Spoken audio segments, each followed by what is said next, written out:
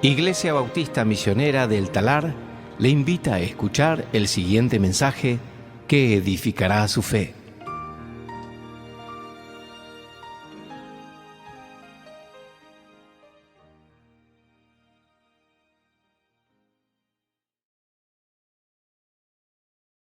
Vamos a mirar en esta mañana.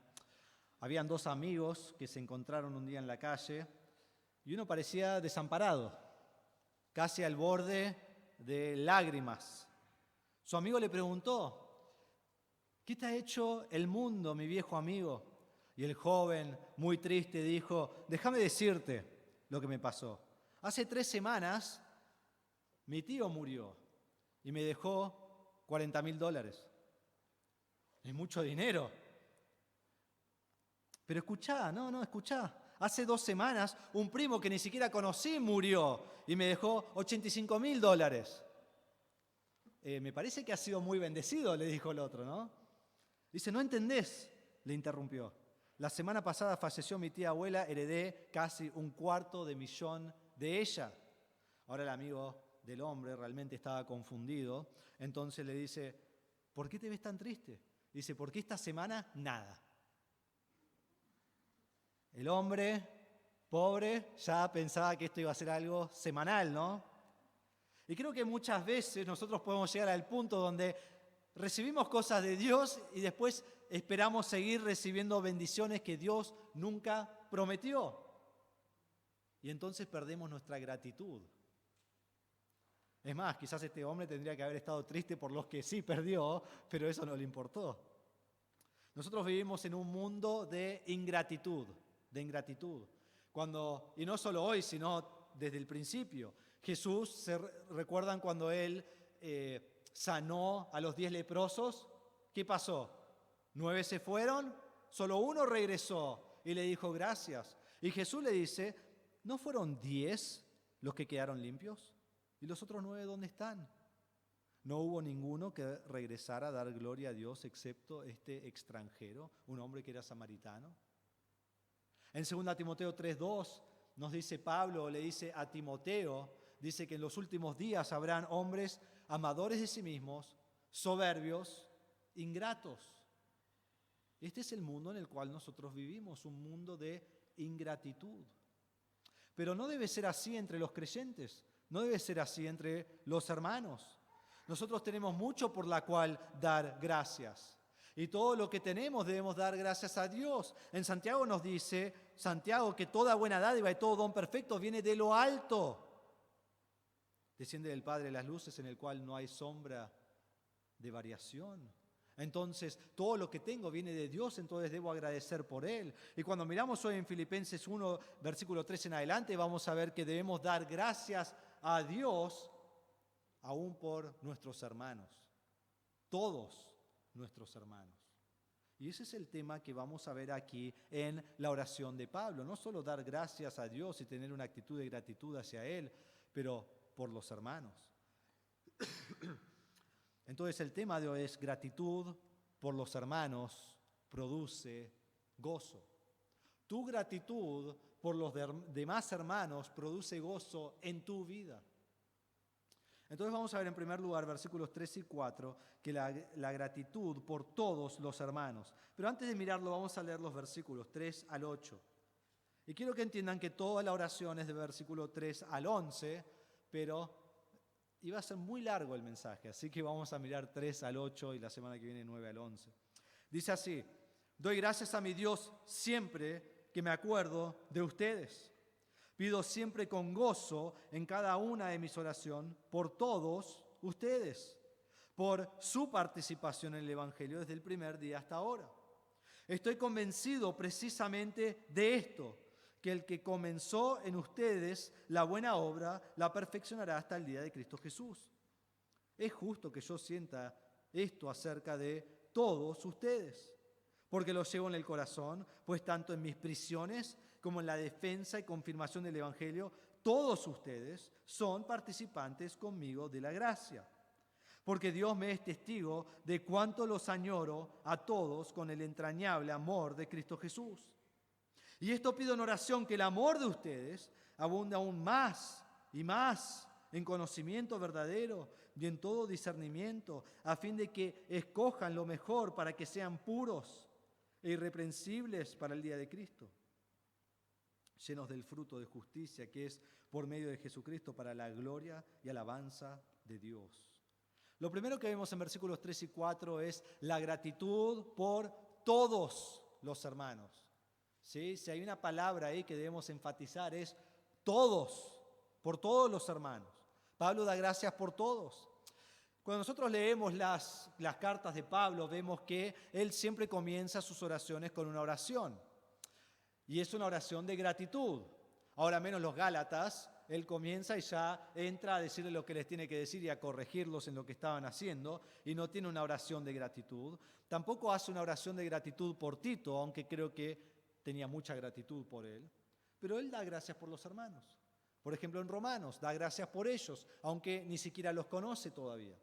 Los Corintios, da gracias por ellos, aunque mayormente ellos vivían en la carne. Algo que Pablo siempre hace es dar gracias por los hermanos y se los dice en las cartas que les escribe.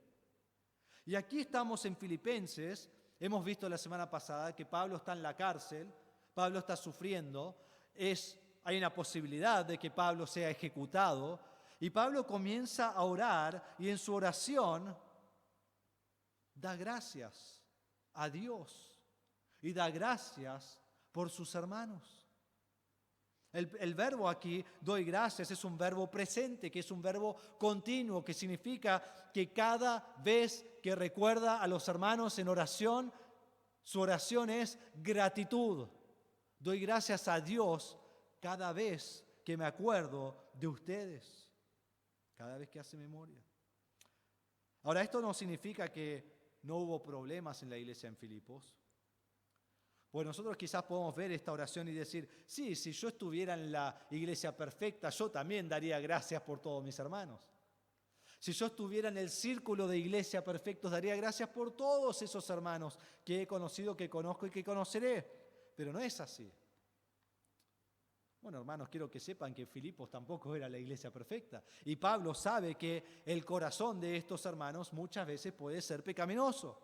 Pablo sabe que son creyentes que mucha parte de su vida, aunque quieren vivir en el Espíritu, están viviendo de acuerdo a la carne.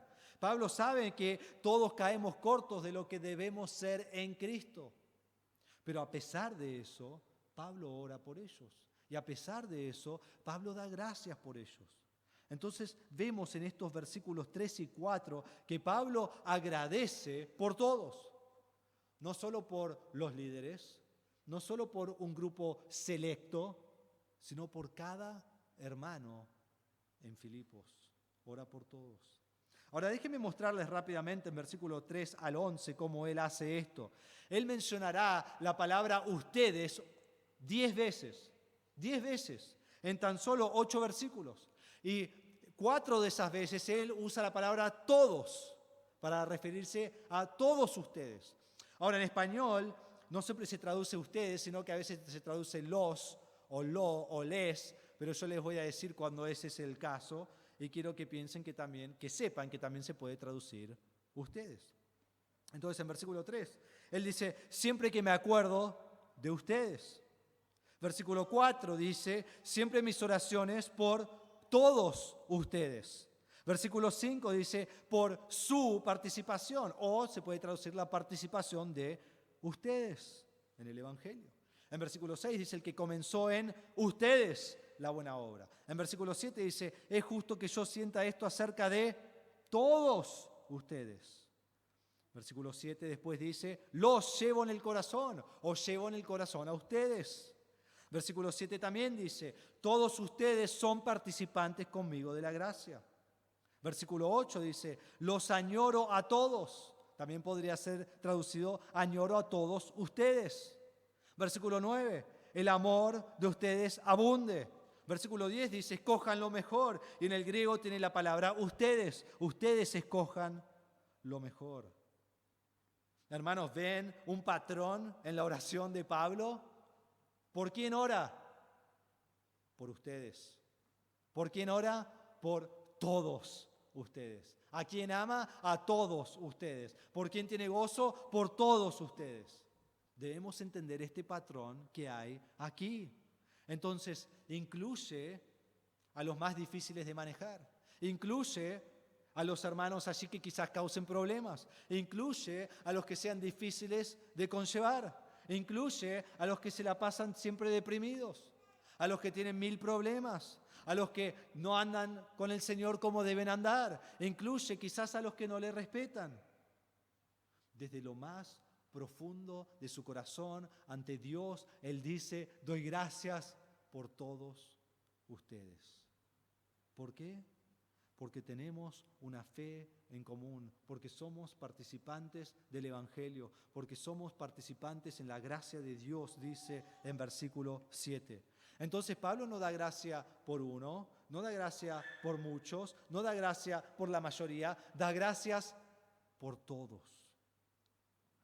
Porque todos están dentro del cuerpo de Cristo, entonces todos son valiosos dentro del cuerpo de Cristo. Todos en el cuerpo de Cristo participan en el Evangelio. Todos en el cuerpo de Cristo han sido salvos. Dios los está perfeccionando y un día serán completamente perfectos y serán como Cristo.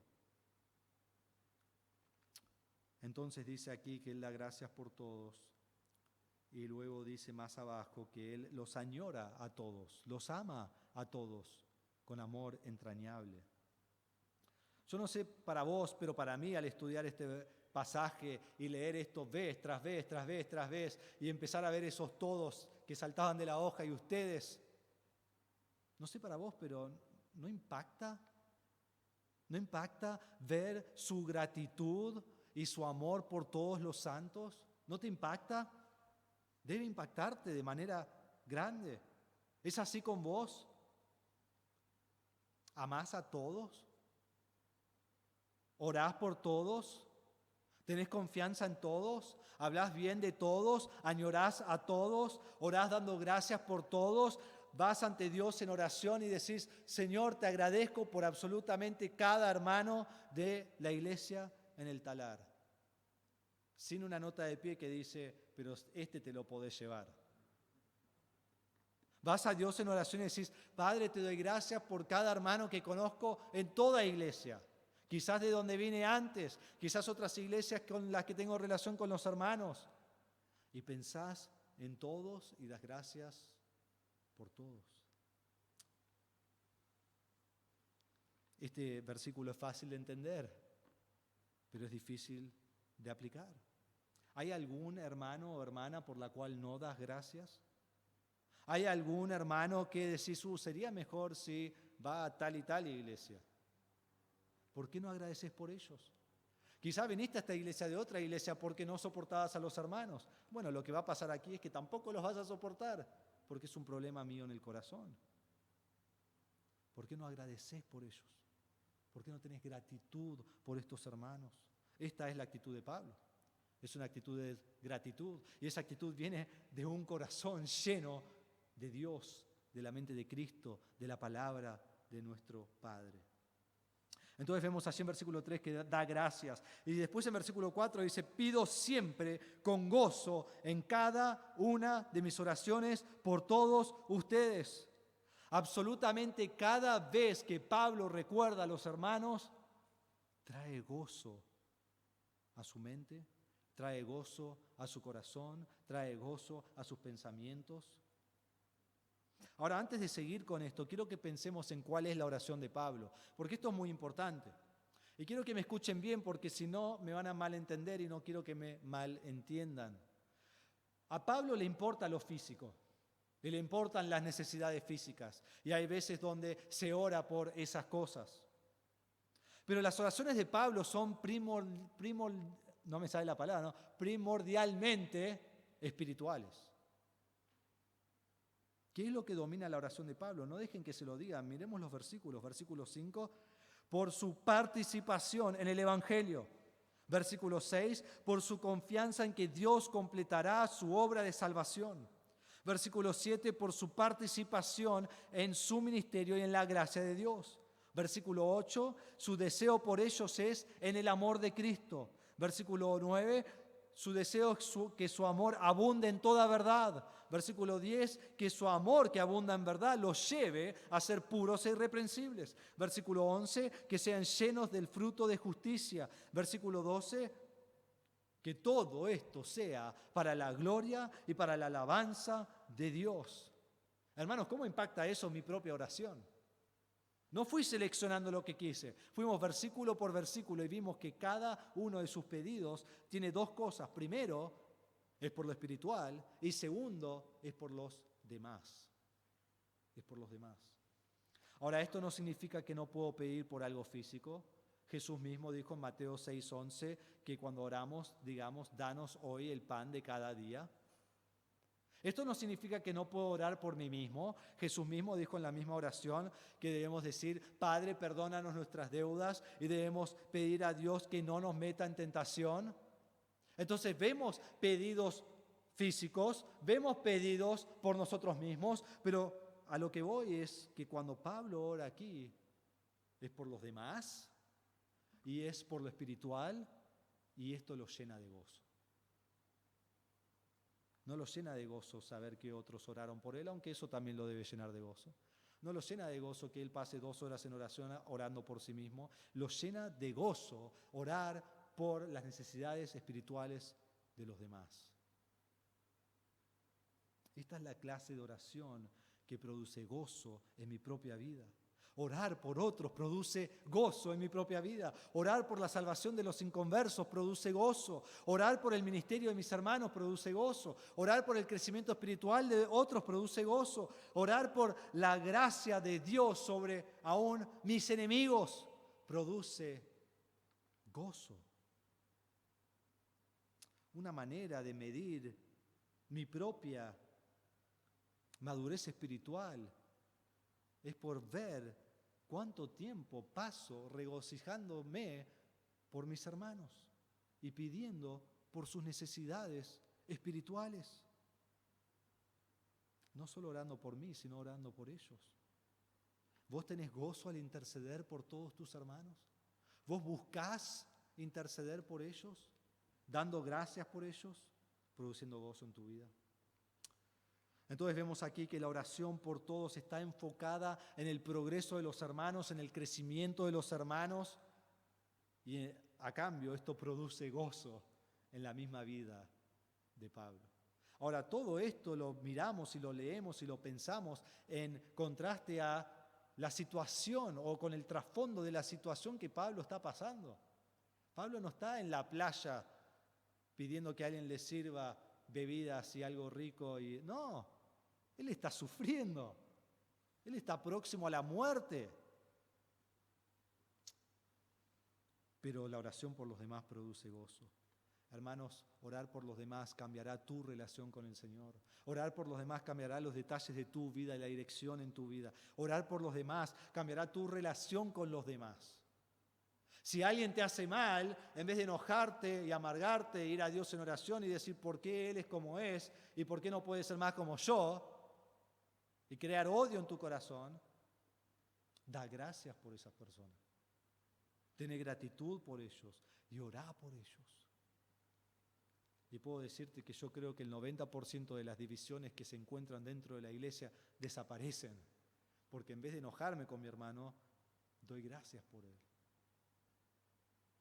Entonces primero vemos en versículos 3 y 4 la gratitud por todos los hermanos. Segundo, la gratitud por los hermanos produce gozo. En versículo 5 vemos que es la gratitud por su participación en el Evangelio. Gratitud por su participación en el Evangelio, por su koinonía, por su comunión en el Evangelio. Aquí Pablo finalmente da la primera razón por la cual él da gracias por los hermanos. Porque ha dicho, doy siempre gracias por ustedes, cada vez que me acuerdo tengo gozo por ustedes, pero no ha dado ningún motivo todavía por la cual da gracias. Entonces aquí vemos el primer motivo que él da. Y es en griego la koinonía, el compañerismo, la comunión, la participación. Es compartir juntos en algo que tenemos en común. Por ejemplo, cuando yo voy a visitar a mi hermana y voy a Florida, y vamos a salir a algún lado, me pongo una remera de Michigan y ella me dice, no, por favor, no te pongas una remera de Michigan. Ponete cualquier cosa menos esa remera. por favor no lo pongas. ¿Por qué? Porque ella sabe que yo voy a salir por la calle en Florida y va a pasar un hincha de Michigan y me va a mirar y va a decir estas dos palabras en inglés. Go Blue. Va a decir eso. Y mi hermana va a estar así. Como, ay, no lo puedo creer que estoy con este pibe que hace esto. Entonces me pide, por favor, no. Peor aún, cuando salimos con mi mamá. Y mi mamá se pone una remera de Michigan y tiene una remera que ni siquiera es los colores porque es azul y amarillo Michigan y ella se pone rosado y blanco, dice Michigan. Nada que ver. Y le dicen Go Blue y ella mira como, ¿por qué me estás hablando? ¿No? Y mi hermana y yo tenemos más vergüenza todavía. Porque ¿qué pasa? Es una comunión, ¿no? Tenemos algo en común. Saben que si yo me pongo esa remera soy hincha de ese equipo y esa persona quiere que yo sepa que es hincha de ese equipo. No nos conocemos, nunca más nos vamos a ver en la vida, nunca nos vamos a hablar, pero tenemos algo en común, algo en común.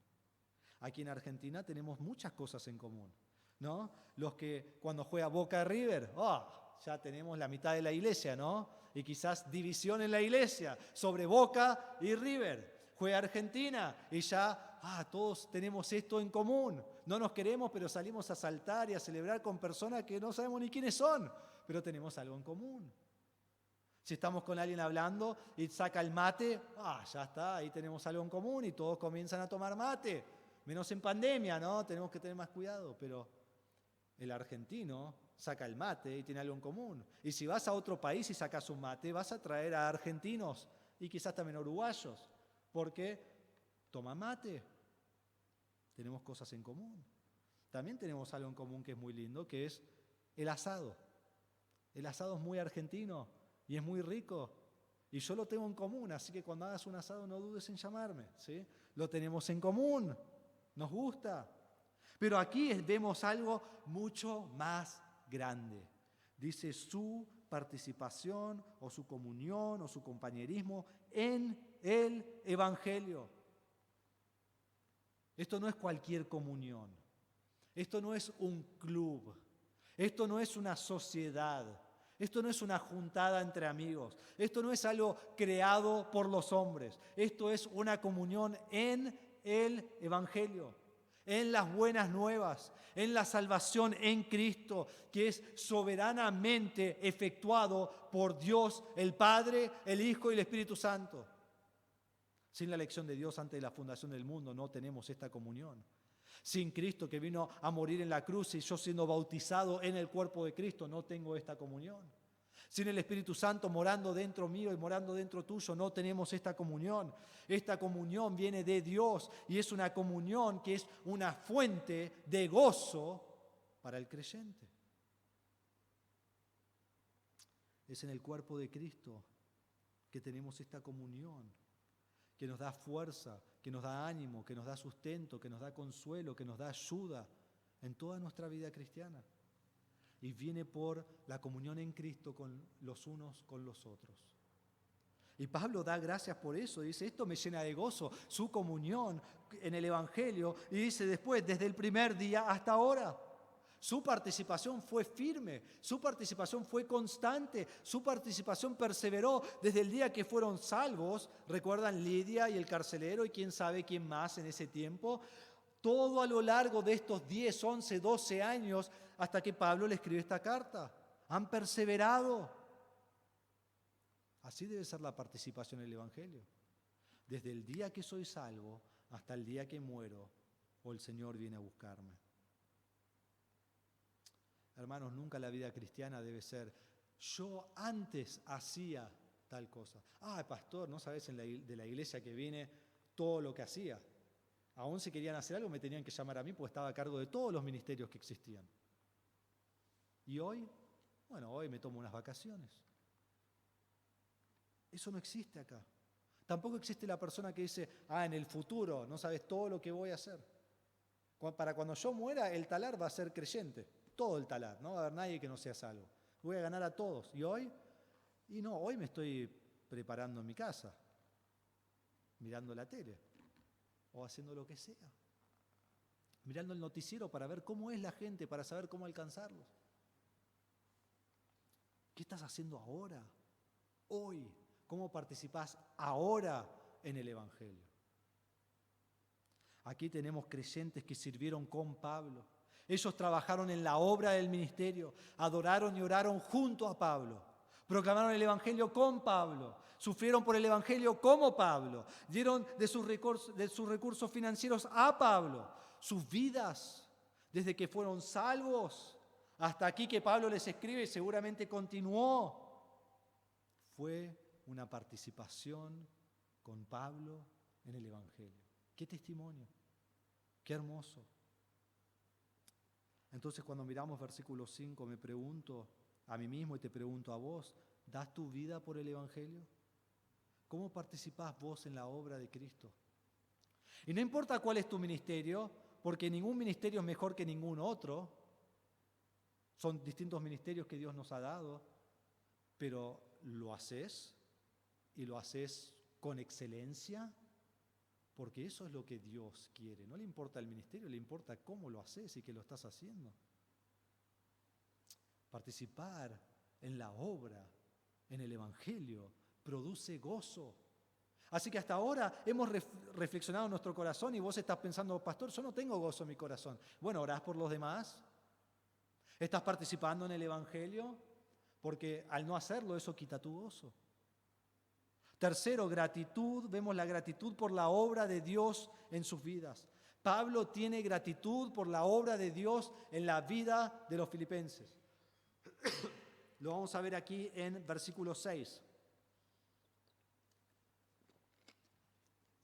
Dice, estoy convencido precisamente de esto, que el que comenzó en ustedes la buena obra la perfeccionará hasta el día de Cristo Jesús. Este es un versículo que seguramente conocemos bien, un versículo seguramente preferido de todos y debemos entender bien qué es exactamente lo que significa.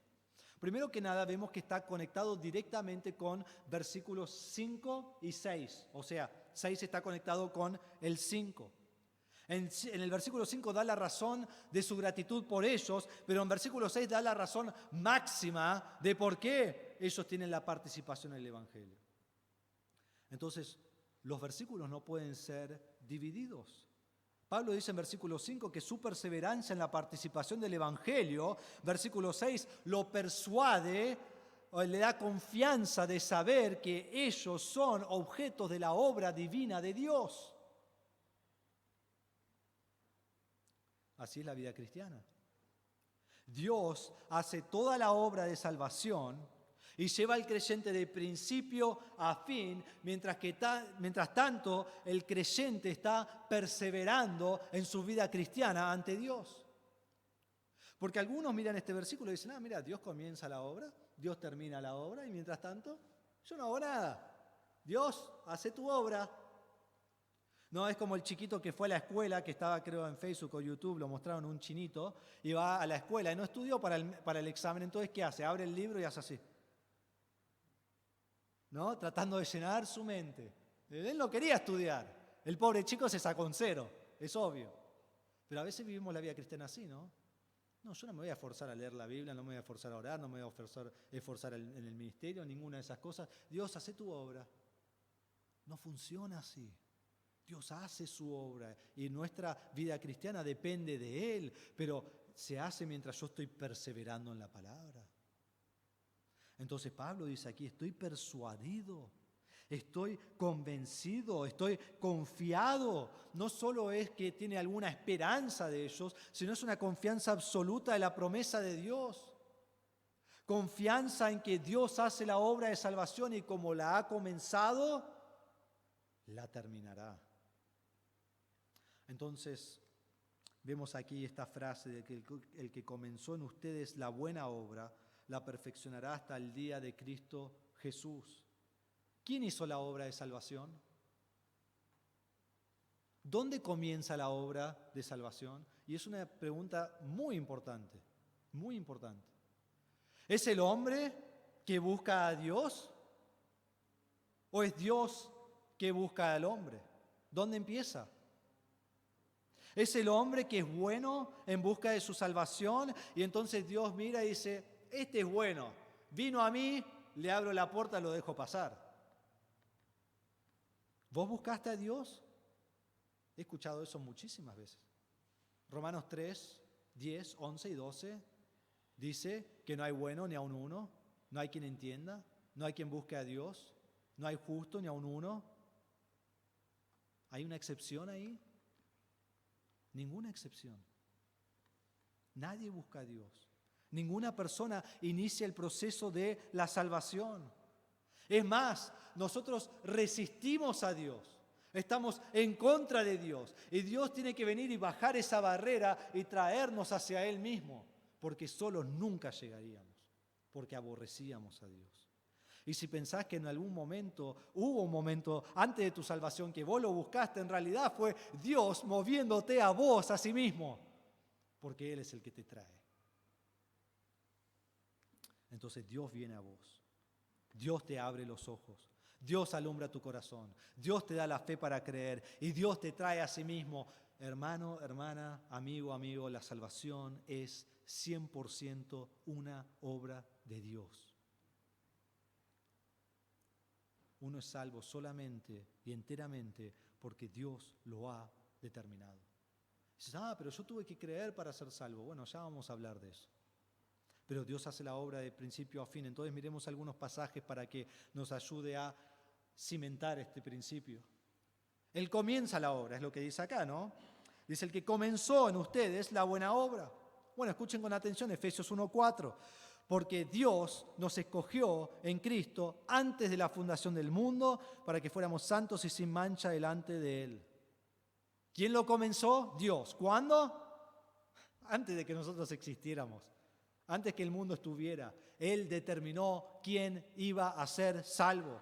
2 Timoteo 1:9 dice, Él nos ha salvado y nos ha llamado con un llamamiento santo, no según nuestras obras, sino según su propósito y según la gracia que nos fue dada en Cristo Jesús desde la eternidad. ¿Cuándo? Cuando yo busqué a Dios, desde la eternidad. Romanos 8, 28, 29, y sabemos que para los que aman a Dios, todas las cosas cooperan para bien. Esto es para los que son llamados conforme a su propósito, porque a los que de antemano conoció, o sea, antes de que el mundo fuera hecho, también los predestinó para ser hechos conforme a la imagen de su Hijo. Y algunos dicen, Dios lo que hizo en la eternidad pasada es, miró hacia el futuro. Y cuando miró hacia el futuro vio a todas las personas y vio ahí a Marcos en Pacheco y dijo, Marcos va a creer en mí. Mira qué bueno que es. Estaba cegado, ¿no? Cuando me vio. Y cuando me vio tan bueno, dijo, él va a creer en mí.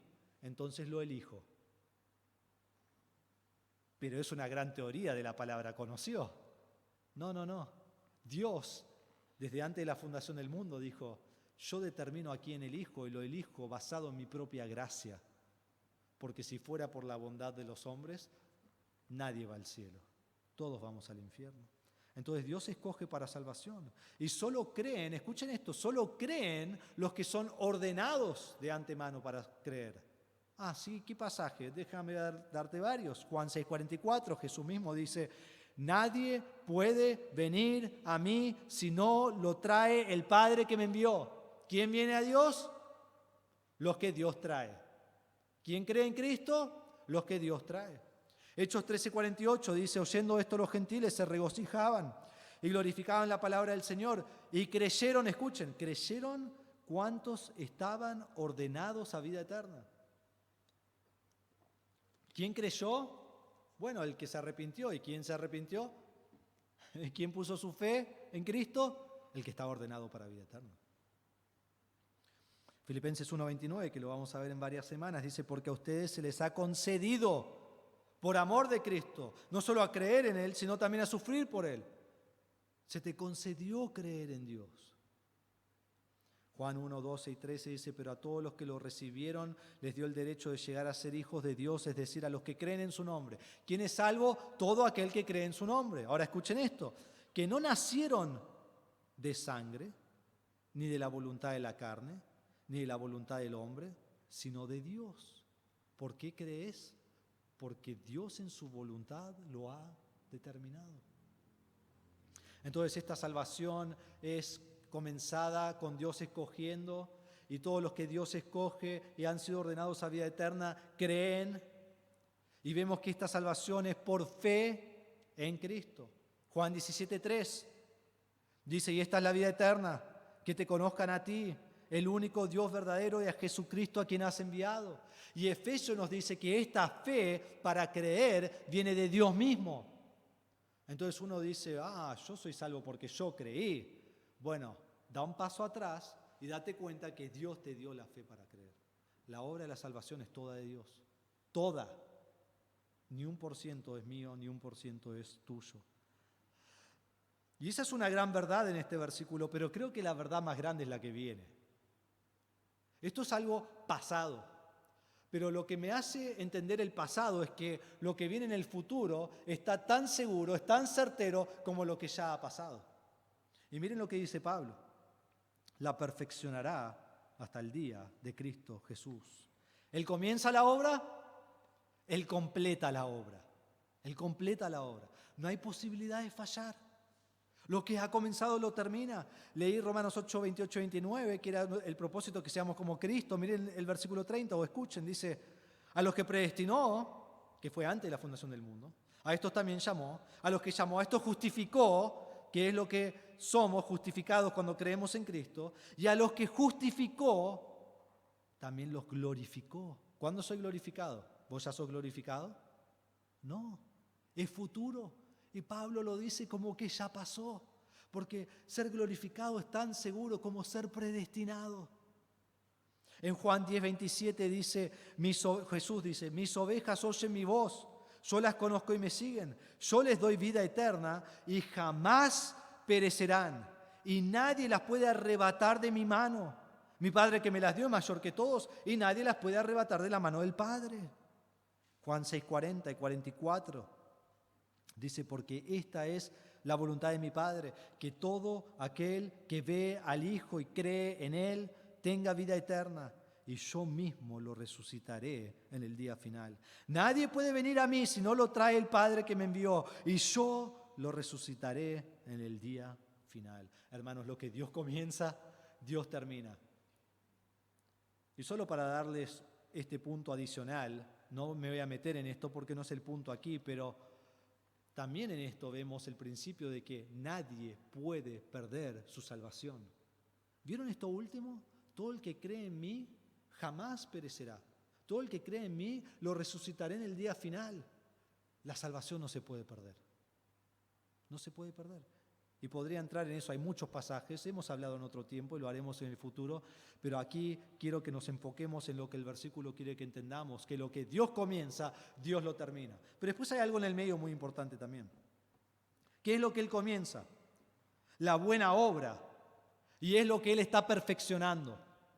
Entonces lo hace, dice aquí, en el día de Cristo Jesús.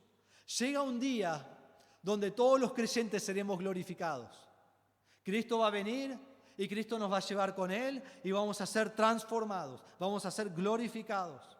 Hoy no somos perfectos, somos salvos, pero pecamos. Hemos sido dados vida eterna, pero caemos en pecado. Pero un día seremos tal como Él es. En 1 Juan 3:2 dice, amados, ahora somos hijos de Dios y aún no se ha manifestado lo que habremos de ser. Pero sabemos que cuando Cristo se manifieste, seremos semejantes a Él porque le veremos como Él es. Dios nos escogió para que fuéramos como Cristo y un día seremos glorificados y seremos como Cristo. No seremos Dios, pero seremos como Él. Perfectos. Hermoso. Entonces Dios salva completamente y eternamente. Ser escogido antes de tiempo significa ser justificado hoy día y significa ser glorificado en el futuro. Y esa glorificación es la garantía de mi salvación. En Juan 6:39 dice, y esta es la voluntad del que me envió, que todo el que me ha dado yo no pierda, sino que lo resucite en el día final. ¿Has sido salvo? Hermanos, serás resucitado en el día final. No hay ninguna pregunta acerca del tema. Y lo que comencé a decir antes, que después me desvié, es que hay algo aquí en el medio, que es que somos perfeccionados. No solo es que un día en el futuro voy a tener perfección y voy a ser exactamente como es Cristo, sino que a través de mi vida, desde que soy salvo hasta que el Señor me lleve, me voy perfeccionando, o mejor dicho, Dios me va perfeccionando, y voy madurando en la fe, y voy creciendo en mi amor, y voy creciendo a ser cada día más como Cristo. Hermano, mi meta hoy no es que oro y digo, Señor, un día seré como Cristo, mientras tanto, soy lo que soy. No, mi meta hoy es ser cada día más como Cristo. En Efesios 4:11 dice, y Él dio a algunos el ser apóstoles, a otros profetas, a otros evangelistas, a otros pastores y maestros, a fin de capacitar a los santos para la obra del ministerio, para la edificación del cuerpo de Cristo. ¿Y para qué? Dice, hasta que todos lleguemos a la unidad de la fe y del pleno conocimiento del Hijo de Dios, a la condición de un hombre, a la medida de la estatura, de la plenitud de Cristo. ¿Por qué Dios puso hoy día pastores y maestros? Para que aprendamos la palabra, para que llegamos a ser como Cristo. En 1 Juan 3:3 dice, y todo el que tiene esta esperanza puesta en Él, se purifica como Él es puro. Entonces, si mi esperanza es que un día voy a ser como Cristo y voy a ser perfecto, entonces eso debe llevarme hoy a ser puro, como Él es puro. Entonces voy creciendo en mi madurez espiritual ante Dios y anhelo, mientras tanto, ese día que viene. Es como el entrenador de Michigan, hoy hablé mucho de Michigan, ¿no? Pero es el equipo que me gusta. El entrenador le preguntan, ¿y cómo te estás preparando para el partido esta semana? Y él responde, cada día tenemos que ser mejores que el día anterior. Entonces, hoy tenemos que ser mejores que ayer. Y mañana tenemos que ser mejores que hoy. Y pasado mejor que mañana. Y así nos vamos a preparar para el partido. Bueno, hermanos, nosotros no somos mejores cada día. Pero sí, cada día debemos ser más como Cristo. Hoy más que ayer. Y mañana más que hoy. Entonces vamos madurando en nuestra fe para ser cada día más como Cristo. Porque Él nos está perfeccionando. Él está obrando esta buena obra en nuestra vida hasta que finalmente llegamos un día ante Dios y Él nos hará perfectos.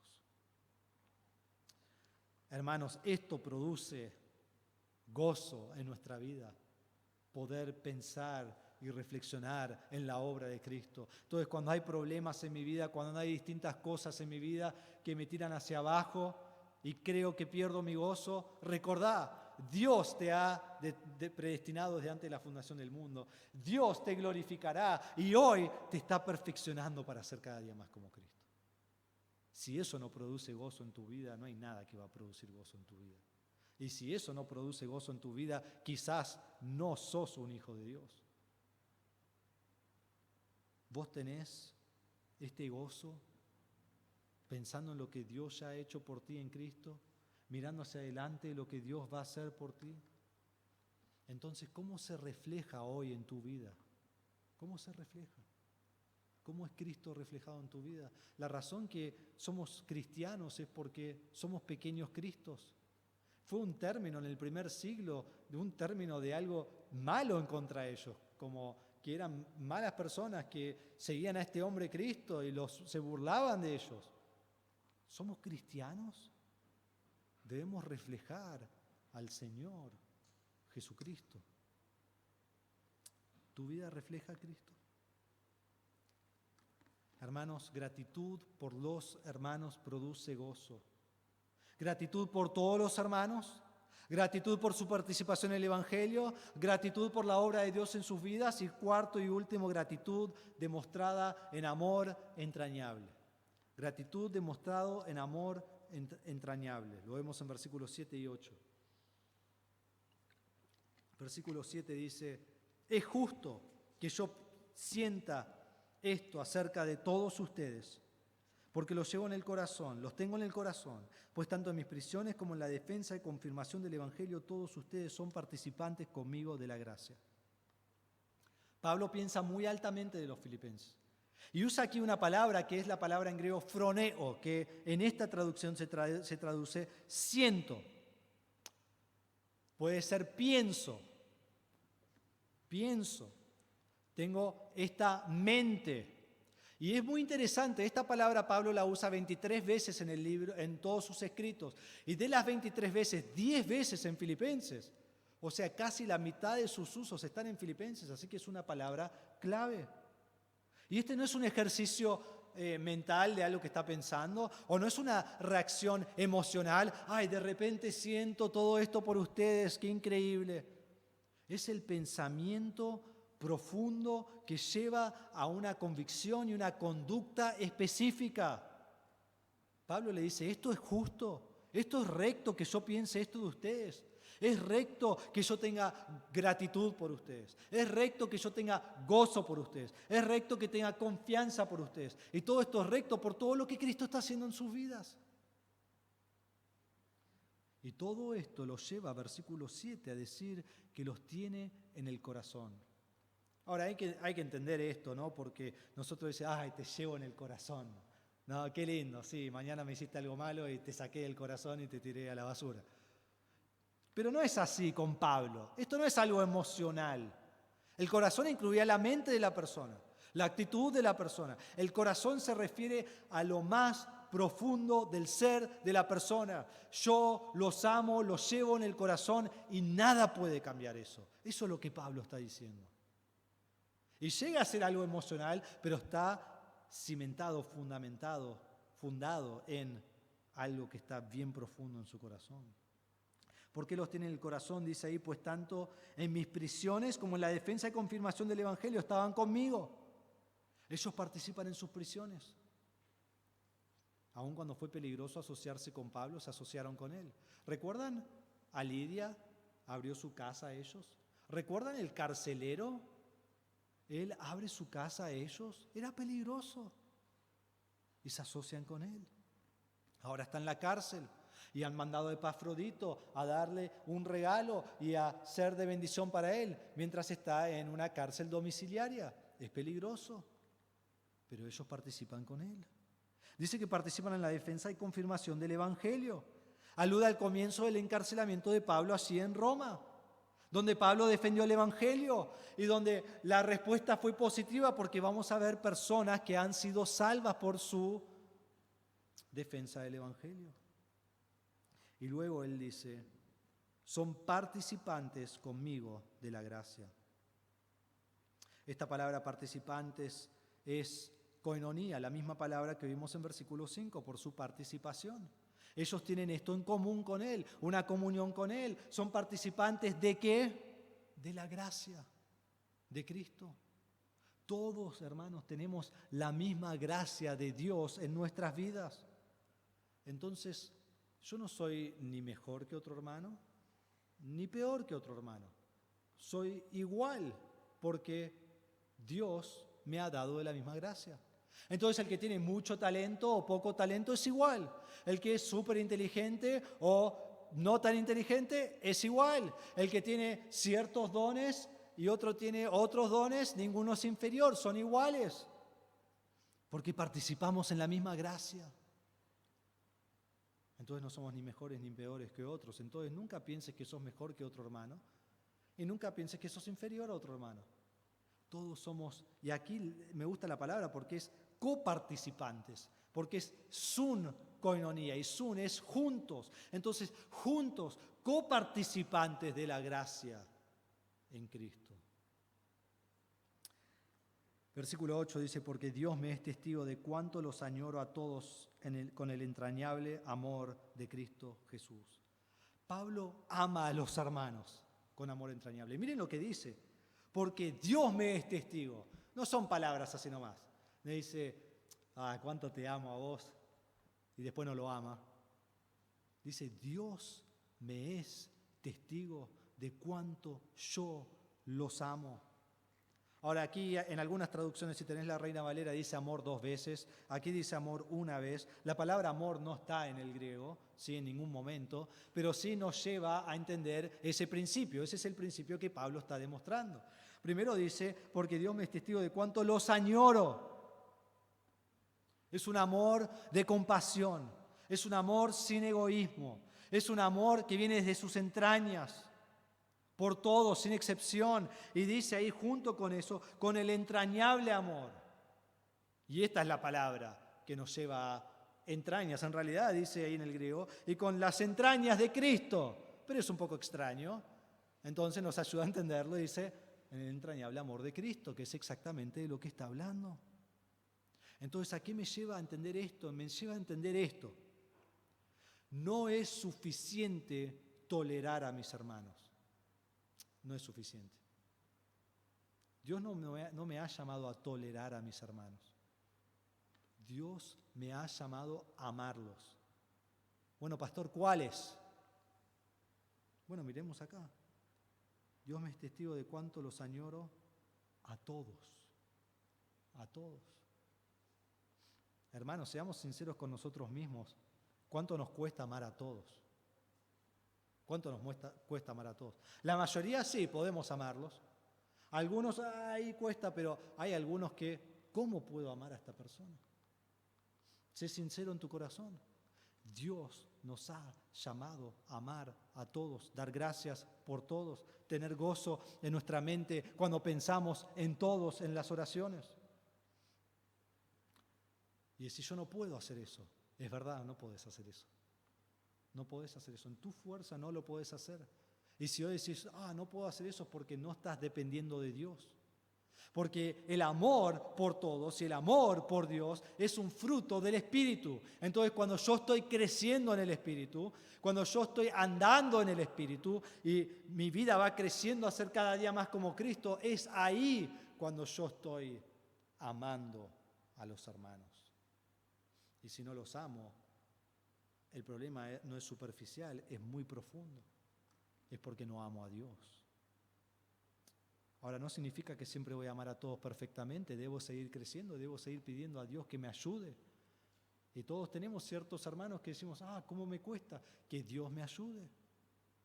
Y que ponga en práctica este amor por ellos, comenzando en oración por ellos. Hermanos, es esta clase de amor que crea una iglesia de gozo y llena tu vida de gozo. Muchos no tienen gozo porque están amargados en su corazón. Y esa amargura ha creado odio hacia otros. Nunca lo admitirías, pero sabes que es así. Pero si yo amo a los demás, eso produce gozo en mi propia vida. Entonces, hermanos, les quiero hacer 4 preguntas al terminar y luego 4 aplicaciones. Y decir, bueno, esto va a tardar mucho. No va a tardar mucho, pero quiero que prestemos atención. Primero, una pregunta para cada punto. Primero, ¿das gracias a Dios por todos tus hermanos? O lo puedo decir así, ¿das gracias a Dios por todos tus hermanos? O así, ¿das gracias a Dios por todos tus hermanos? Escribilo y después decítelo en el espejo con el énfasis que quieras, pero ¿das gracias? Segundo, ¿orás por la participación del Evangelio de todos los hermanos? ¿Por sus ministerios? ¿Por su excelencia en su preparación por su ministerio? Algunos tienen hijos acá y están siendo enseñados ahora por una maestra. ¿Oraste esta semana por la preparación de la historia y la manualidad y todo de esa maestra que está ministrando a tus hijos? Y decís, pero yo no tengo hijos. Bueno, que está ministrando a los niños de la iglesia. Debemos orar por la participación. Es solo un ejemplo de cómo orar por todos. ¿Das gracias, tercero, por la obra de todos, de Dios en todos tus hermanos? ¿Das gracias y decís, Dios, gracias que salvaste a él y a ella y a él y a ella y así por todos los hermanos? Cuarto, ¿amás a todos tus hermanos? Y esto no es algo que después del mensaje tenés que venir y decirme, pastor, yo dije que sí a todos estos. No, esto es entre vos y Dios, porque yo no puedo ver tu corazón, pero Él sí. Y no podés engañar a Él. ¿Amás a todos tus hermanos? 4 principios de aplicación. Primero, debes orar con gratitud y gozo al Señor, siempre recordando a tus hermanos. Dando gracias por cada uno, rogando por cada uno, por sus necesidades, por su crecimiento espiritual, por su pasión de ser como Cristo, por su firmeza espiritual en medio de la dificultad. Orá por tus hermanos constantemente. Segundo, Debes dar gracias por la obra de Dios en tu salvación, por su obra de principio a fin.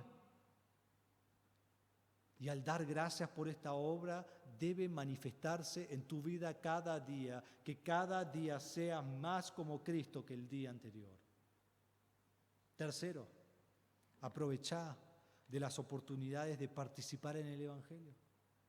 Aprovechá de esas oportunidades. ¿Cómo? Asistí a la iglesia. Eso es lo primordial que tenés que hacer. Debes estar en la iglesia siempre. O sea, cada vez que tenemos la reunión el domingo. Debes involucrarte en el ministerio. Y no solo involucrarte y no hacerlo, bueno, hoy me toca los niños y les voy a gritar. No, con excelencia, preparándote. Tampoco, y ya que uso este ejemplo, tampoco, bueno, enseño a los niños. ¿Ellos qué saben si digo la historia bien o no? No, la preparo con excelencia. Debo predicar a Cristo, debo ministrar a los hermanos con la palabra. Quizás decís, bueno, pero yo quiero hacer un ministerio en la iglesia, pero no hay. Bueno, un hermano salió a evangelizar esta semana con otros hermanos de otras iglesias. Eso no es un ministerio en la iglesia, pero está ministrando. Aprovechá de las oportunidades de participar en el Evangelio. Ellos participaron, Dios quiere que vos participes. Cuarto y último,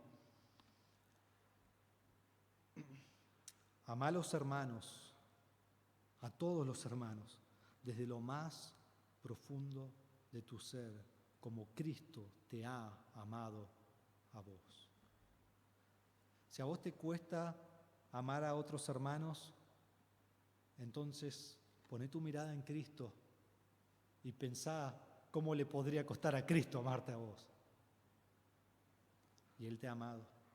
Algunos hermanos son fáciles de amar. Algunos hermanos son difíciles de amar.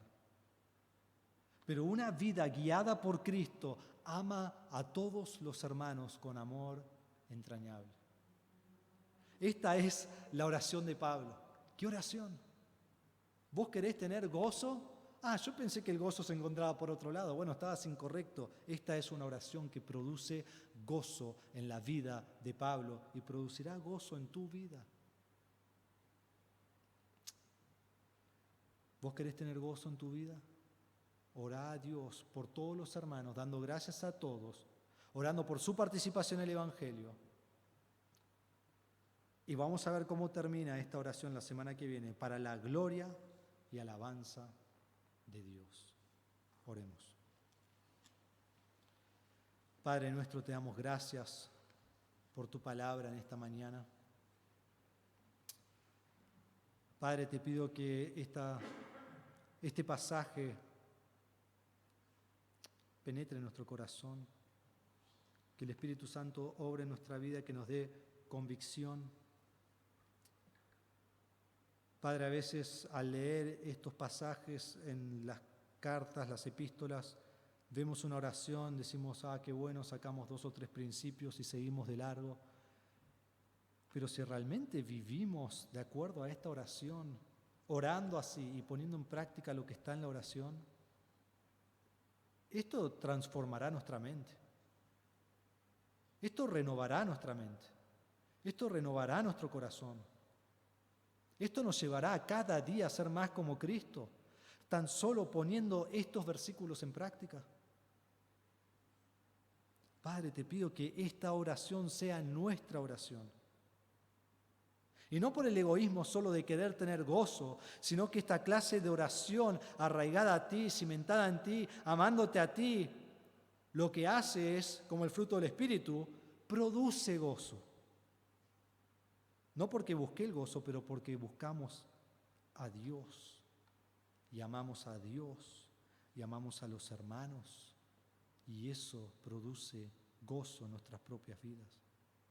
Padre, esta clase de oración va a producir unidad en la iglesia, gozo en la iglesia, ánimo en la iglesia, trabajo en el ministerio de la iglesia y crecimiento como iglesia en el cuerpo de Cristo, a que todos cada día seamos más y más hechos a la imagen de Cristo. Y en fin, demuestra un gran gozo en toda la iglesia. Padre, te pido que si hay alguien aquí que no te conoce como Salvador, no puede tener este gozo, no puede orar en esta manera, no puede dar gracias por hermanos porque no es hermano de nadie, no puede pensar en su salvación de principio a fin porque no te ha conocido. Padre, te pido que quebrantes su corazón, que esta persona se dé cuenta de su pecado, se arrepienta de su pecado y ponga su fe en Cristo para salvación. Que Cristo vino a este mundo siendo Dios, vivió una vida perfecta y murió en la cruz, sacrificando su cuerpo, derramando su sangre en la cruz por nuestros pecados. Y que fue sepultado, pero al tercer día resucitó en victoria sobre la muerte y así nos trae la salvación. Muere por nuestros pecados, resucita en victoria sobre el pecado y la Biblia dice que todo aquel que cree en Él tiene salvación. Te pido, Señor, te ruego, Señor, que salves a aquellos que no te conocen. Pedimos esto en el nombre de Jesús.